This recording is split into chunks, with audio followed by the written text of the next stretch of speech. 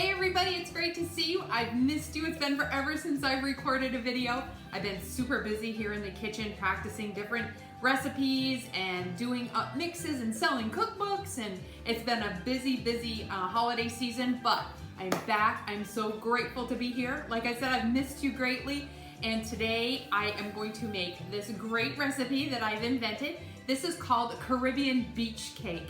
Now this cake is wonderful. I've taken a few different elements from different recipes and thrown them all together and kind of tweaked it a little bit and kind of made it my own, and it's just wonderful. It reminds me of going south during the winter time and just soaking up the sun. It's super cold here in Maine. It's like almost the coldest day of the year today, and I said, you know what?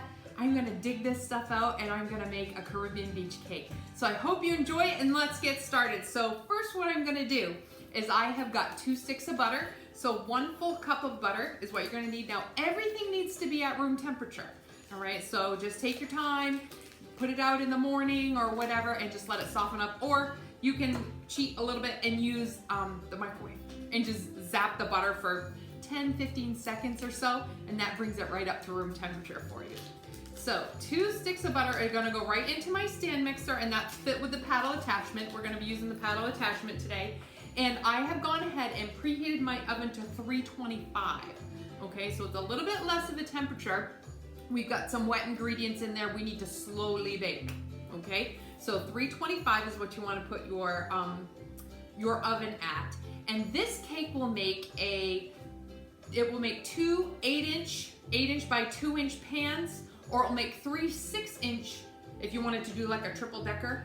But what I'm gonna do today is I'm gonna put it in a bundt pan, because this is just so pretty as far as a presentation goes, and it's amazing. So you're gonna love it, all right? So 2 sticks of butter goes into the stand mixer, and to this, I'm gonna add some regular white granulated sugar. Now I've got 1 3/4 cups of white granulated sugar that's gonna go in with the butter. Okay, and so what I'm gonna do after that is I'm just gonna whip this, okay? Just the butter and the sugar alone. Nothing else is gonna go in there right now. What we're gonna do is we just need to get a nice, light, fluffy mixture. Now this is a white cake, okay? So if you wanted to do a yellow cake with this, you definitely can. You can cheat a little bit and use a cake mix if you want to. I'm not gonna tell a soul, okay? So while that's mixing, what I'm gonna do, I'm gonna leave this out actually, I'm gonna need this, is I have got 6 large eggs, okay? So if you wanna grab some jumbo ones at the store, you definitely can. I got these up to the farm, and they are just, those chickens are laying some big eggs right now. So I have let them set out. They are at room temperature, and I am going to crack, whoa, see, that's why you crack them in a separate bowl. I have got all 6, and you're just gonna want the yolks. Okay, I mean the whites. You're gonna put the yolks. I've got a little measuring cup right here. I'm gonna kind of set this off, and I'm gonna keep those. You can use those for custards, or you can use them for whatever you want, some other baking. I always keep my yolks in like a separate container in the refrigerator, and they store for a really long time. Just like, you know, your regular eggs. You don't even have to worry about it. So I'm gonna go ahead, I'm gonna keep cracking these, and remember you're gonna need 6 of these, 6 egg whites, and your yolks are gonna stay right in a separate container because you're not gonna use those for this recipe. So we'll be right back when I finish cracking these eggs. All right, I have cracked the egg whites. I've got them all in here, and this has been beating for a few minutes. I want it to get nice and fluffy, and the butter and the sugar to just all melt together and be nice and fluffy mixture. Now what I'm gonna do is I've reduced my speed. I turned it way up to high, and I let it mix and mix and mix and mix. So now what I'm gonna do is just add slowly, like it says 1 egg at a time in my old white cake recipe, but I find if I just drizzle it in. Now the big thing to remember is the eggs need to be room temperature, because if the whites are too cold, they are going to hit the butter, and then they're instantly gonna start lumping up. Okay, it's not gonna be a smooth mixture. So if you keep these at room temperature, you're set. Now a hint for this as well, if you take your eggs out, if you're ready to go and say, oh shoot, I didn't have enough time to let my eggs set, just take a cup or a bowl, put your eggs in it, and put some warm water in it. Let it set for about 5 minutes. That brings the eggs right up to room temperature, and then you're good to go. All right, so that's a little quick hint for you all. All right, so if I take this, I'm just gonna slowly, you can kind of see the eggs are still separated. I didn't whisk them together or anything like that. So you're just gonna add a little bit at a time. And that's just so it doesn't go everywhere, but it also gives the white a chance to mix in slowly with the egg and the butter mixture, just to make sure that there's no lumps. You want this super, super creamy, okay? So it almost looks like, it's gonna look like mashed potato to you, like kind of runny mashed potato, all right? So that's what you're looking for. So you can kind of, when you dump this in, you can kind of feel the egg white, each egg white individually drop in. So I might go ahead and put in like maybe four at four different times. And I've got this on, what, speed 4? So it's not quite the lowest speed, but it's not a super fast speed either, okay? So I'm gonna put in the last of the egg whites there.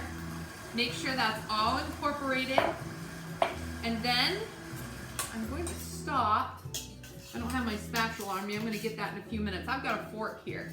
So I'm just gonna scrape down some of the butter, because you definitely want to make sure that that is all kind of mixed together. You don't want like too much like up on the sides, and it got, when you put it up on high, the butter kind of just moves up the bowl. So you want to just kind of scrape it down. You can use a spatula, or I'm using a fork right now, whatever works for you.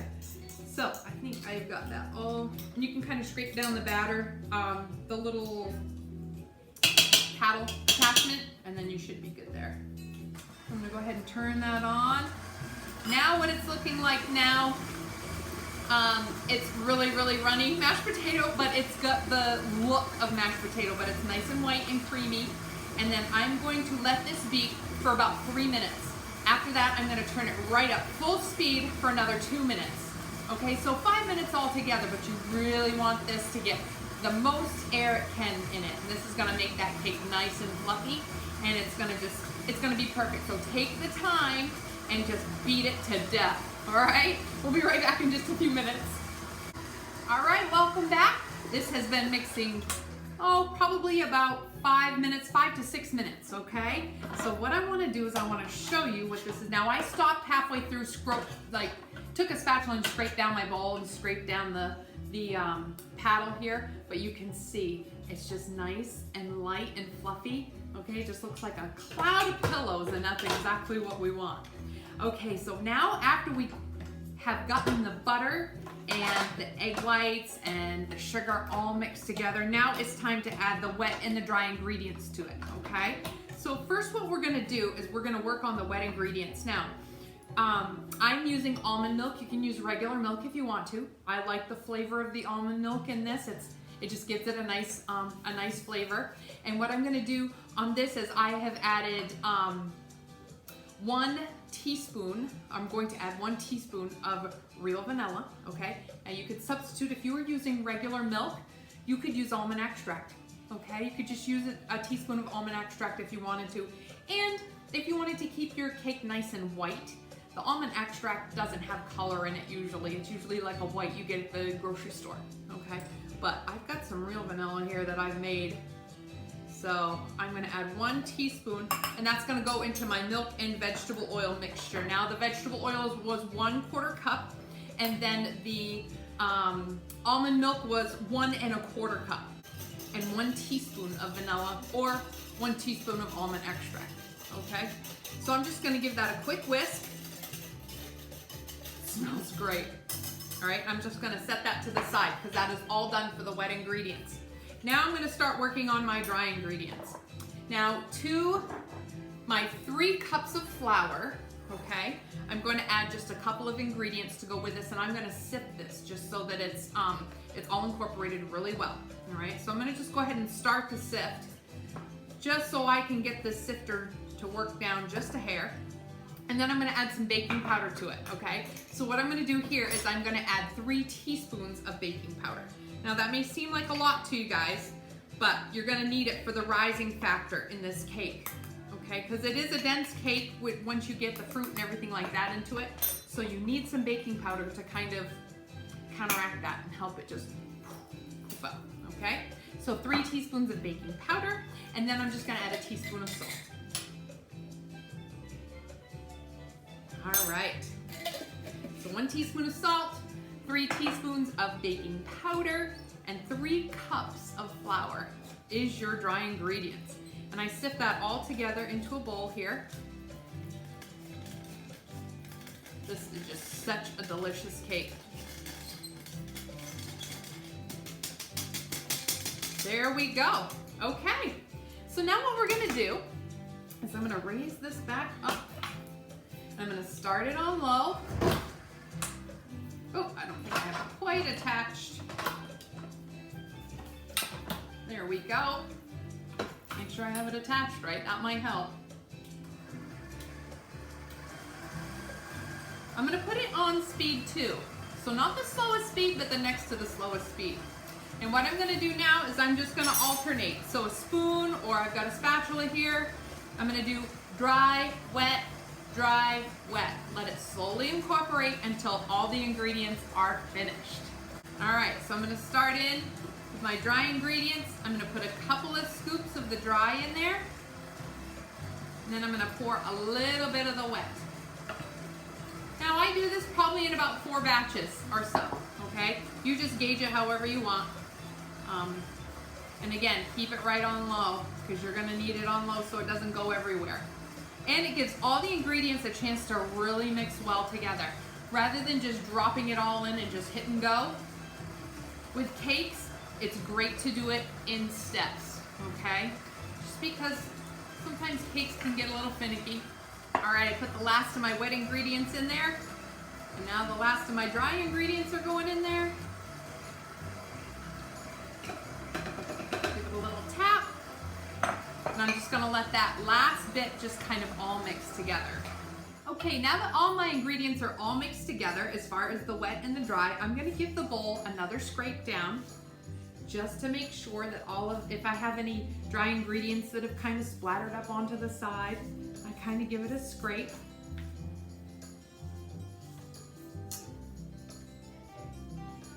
And I got some flour up on the top of these beaters, so it's always good to just kind of clean it up a little bit, give it a little bit of a tap, and then just put it on low and just mix it up just a little bit more.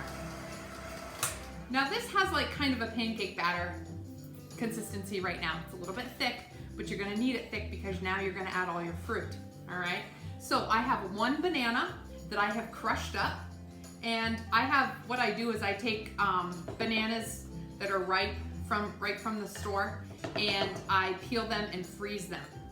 And so I just took this banana out, I thawed it, mashed it up in the baggie that it was in, and it was good to go. And then what I'm gonna do is I had a pineapple, a fresh pineapple, and I just cut it up, put a little bit of lemon juice in it, and just took a potato masher and just kind of mashed this up. So I am going to use 1/2 cup, kind of a rounded 1/2 cup, okay, of crushed pineapple. Doesn't that look yummy? Oh my goodness. Oh, I love pineapple.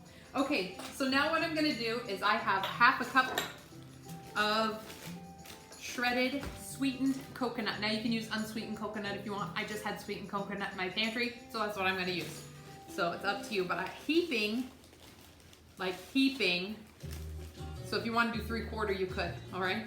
So 1/2 plus a little extra of coconut. All right, now what you're gonna do is you are just gonna put this on low, low, low. And you're just gonna incorporate these ingredients together just to mix them all in. This is the magic right here. Bananas, pineapple, coconut, you can't go wrong with that, right? All right, I'm gonna give it just a little mix. And that looks perfect, everyone. It smells heavenly. Heavenly. Okay, now again, I preheated my oven to 325. I have my greased bundt pan. Let me just set some of this stuff off to the side so you can see. And we're gonna make some pastry filling frosting for this to go on top. It's light, it's fluffy, it's delicious. And we're gonna put a little bit of that pineapple and a little bit of that coconut into it as well.